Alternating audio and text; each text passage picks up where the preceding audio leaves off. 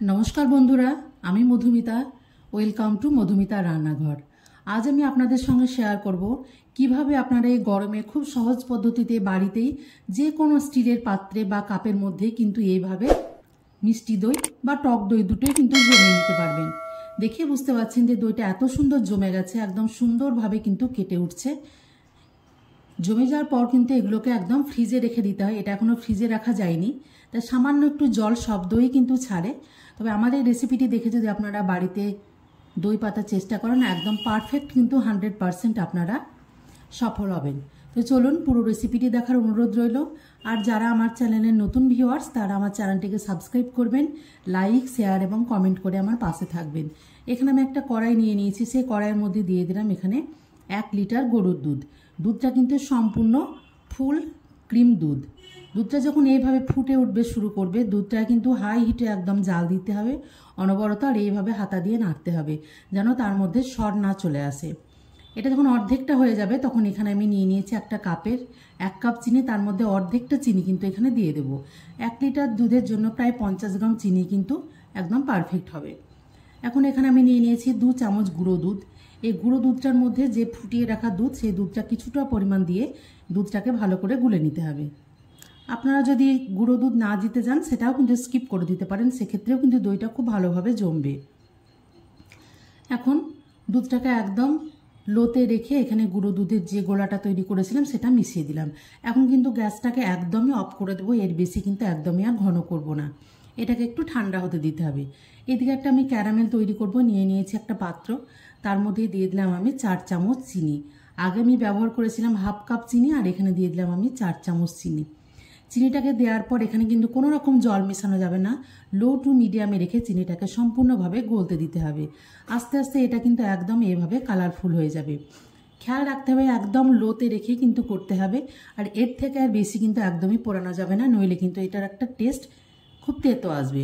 এখন গ্যাসটা বন্ধ করে দিয়েছি, আর আগে থেকে তৈরি করে রাখা দুধটা আমি 1 থেকে 1.5 হাতা মতো ঢেলে দিয়ে সঙ্গে সঙ্গে কিন্তু খুব সাবধানে এইভাবে খুন্তি দিয়ে বা হাতার সাহায্যে কিন্তু দুধটাকে চিনির সঙ্গে মিলিয়ে নিতে হবে, নইলে কিন্তু এটা দলা পেকে যাবে। সঙ্গে সঙ্গে কিন্তু কাজটা করতে হবে।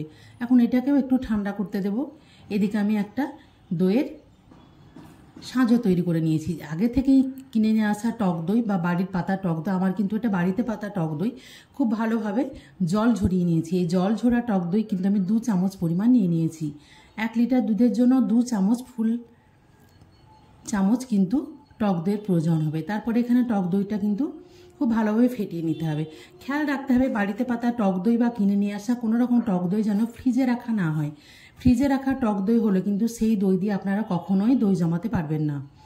এভাবে দইটাকে ভালোভাবে ফেটিয়ে নিয়েছি। তারপরে এখানে আগে থেকে তৈরি করে রাখা ক্যারামেল দিয়ে যে দুধটা আমি জাল করে রেখেছিলাম সেটার মধ্যে ভালো করে মিশিয়ে দিয়ে খুব ভালোভাবে পেস্টটা কিন্তু তৈরি করে নিতে হবে। দই জমার ক্ষেত্রে কিন্তু এই যে টক দইটা দিয়েছি সেটার কতটা পরিমাণ টক এবং পরিমাণটা এবং টেম্পারেচার কিন্তু দুটোই খুব ভালোভাবে গুরুত্বপূর্ণ কাজ করে। এখানে আমি আগে থেকে জাল দিয়ে রাখা বাদ বাকি যে দুধটা ছিল এটা একটা বাটির মধ্যে ঢেলে নিয়েছি। তারপর সেই বাটির মধ্যে এখানে যে আমি টক দইয়ের সঙ্গে মিশ্রণটা তৈরি করে রাখলাম এবার পুরোটাই কিন্তু এর মধ্যে ঢেলে দেব। আপনাদের যদি টক দইটা একটু টেস্ট করে দেখেন যদি প্রচণ্ড এর থেকে একদমই হালকা টক, তাহলে কিন্তু আপনারা এই দইয়ের পরিমাণটা 2 চামচের জায়গায় কিন্তু 3 চামচ দিতে পারেন। আর যদি দেখেন প্রচণ্ড টক তাহলে কিন্তু 2 চামচই যথেষ্ট।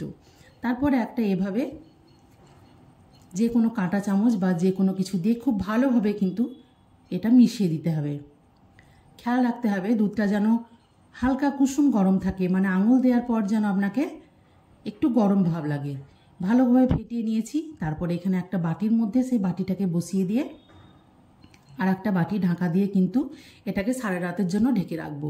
আর আপনারা যদি যান তৎক্ষণাৎ এটা তৈরি করে নিতে তাহলে কিন্তু এটাকে জলের ভাপে 20 থেকে 25 মিনিট পর্যন্ত বসিয়ে রাখলে কিন্তু দইটা একদম রেডি হয়ে যাবে। তবে আমি দই যেহেতু প্রত্যেক দিন বাড়িতে বসাই তাই আমার একটা অনুমান আছে 7 থেকে 8 ঘন্টা আমি এটা রাত্রে করে রেখেছিলাম, সকালবেলায় কিন্তু একদম জমে গেছে। দেখেই বুঝতে পারছেন কতটা শক্ত হয়ে জমে গেছে। কিছুটা আগে কেটে দেখে নিয়েছি আমি ঠিকঠাক আছে কিনা, তারপর আপনাদের কেটে দেখাচ্ছি। একদম পারফেক্টভাবে কিন্তু দইটা জমে গেছে। অবশ্যই রেসিপিটা একদম ট্রাই করবেন। এই গরম দিনে ফ্রিজে ভরে রেখে ঠান্ডা ঠান্ডা দই যে কোনো সময় ভাতের সঙ্গে বা রাত্রের ডিনারেও কিন্তু আপনারা এটা খেতে পারেন। তবে আপনারা যদি চান চিনির পরিমাণটা কিন্তু কম বা বেশি করে নিতে পারেন। আপনারা এটা জলের ভাপে বসিয়েও করে নিতে পারেন ভাপা দই হিসাবে, কিংবা আমার মতো 7 থেকে 8 ঘন্টা যদি একটু সময় দেন তাহলে কিন্তু এভাবে পারফেক্ট দই জমে যাবে। পুরো রেসিপিটি দেখার জন্য ধন্যবাদ। তবে দই জমে যাবার পরে কিন্তু এটাকে ফ্রিজে রেখে একদম ঠান্ডা করে নিলে জল একটুও ছাড়বে।